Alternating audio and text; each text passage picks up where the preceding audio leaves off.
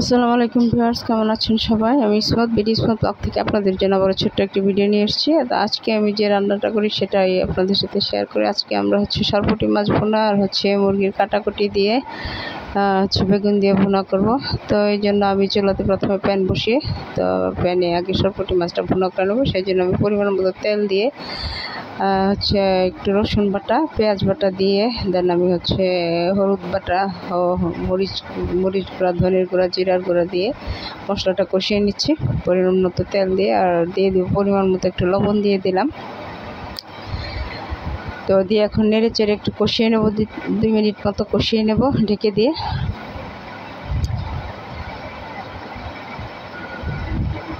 ঢেকে দিলাম। এখন আমি যে দেখুন কষিয়ে আসলে আমি এই যে মাছগুলো ছেড়ে দিলাম আস্তে আস্তে। এমনিতে ভেজে রান্না করি, আবার আজকে আর ভাজাভুজি করব না, যেহেতু মাছ ভুনা করব সেহেতু আমি এটাকে আর ভাজাভুজি করছি না, একেবারেই ভুনা করে নেব। তো অল্প পরিমাণে একটু পানি দিয়ে দিলাম, দিয়ে এখন ঢেকে 5 মিনিট জাল করব। 5 মিনিট পরে যে দেখুন এই অবস্থা হয়েছে। এখন একটু নেড়ে চেড়ে আবার একটু ঢেকে দেবো। কষিয়ে আসলে দেন আমি একটু দমে দিয়ে নামিয়ে নেব।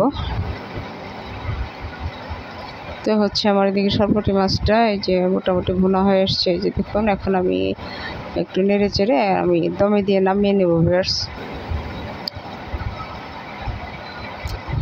এই আমি একটা কালার আসছে, খুব সুন্দর লাগছে দেখতে, জুসি হয়েছে ভিউয়ার্স। তো হয়ে গেছে আমার সরপুঁটি মাছ ভুনা। এখন আমি দমে দিয়ে নামিয়ে নেব। আর এদিকে পাশে চুলাতে প্যান বসিয়ে আমি এখন মুরগির কাটাকুটির জন্য আমি মশলাটা কষিয়ে নিচ্ছি। তো সেই জন্য চুলাতে প্যান বসিয়ে দারচিনি, এলাচি দিয়ে ভাজা ভাজা হয়ে আসলে দেন পেঁয়াজ বাটা, আদা বাটা, রসুন বাটা এগুলো দিয়ে মরিচ গুঁড়া, হলুদ গুঁড়া, ধনের গুঁড়া পরিমাণ মতো দিয়ে জিরার গুঁড়া দিয়ে দেন আমি কষিয়ে নিচ্ছি একটু ঢেকে দিয়ে কষিয়ে নিচ্ছি। এখন এই যে দেখুন মোটামুটি কষিয়ে এসছে। আর একটু কষিয়ে আসলে এই যে ভাজা ভাজা মোটামুটি ভালোই কষিয়ে আসছে। এখন আমি মুরগির কাটাকুটিগুলো দিয়ে দিচ্ছি, দিয়ে দেন আবারও কষিয়ে নিব 4-5 মিনিট মতো, নেড়ে চেড়ে ঢেকে দেবো।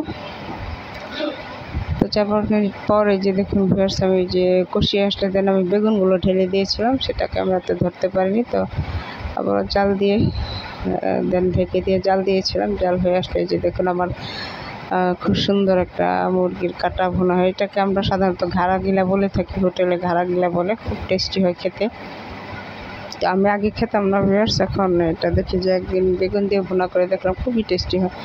সেজন্য এখন আর বুয়াকে দিন এখন নিজেরাই রান্না করে খাই। তো আমি নামিয়ে নেওয়ার আগে 2-3টা কাঁচামরিচ দিয়ে দিলাম, একটু ফ্লেভার আসবে ভালো। তো এই যে দেখুন হয়ে গেছে আমার আজকের রান্না। তো এই পর্যন্তই, সবাই ভালো থাকবেন। ভিডিওটি ভালো লাগলে লাইক করুন, শেয়ার করে পাশেই থাকবেন। সবাইকে অসংখ্য ধন্যবাদ। দেখা হবে অন্য কোনো ভিডিওতে। সেই পর্যন্ত সবাই ভালো থাকবেন।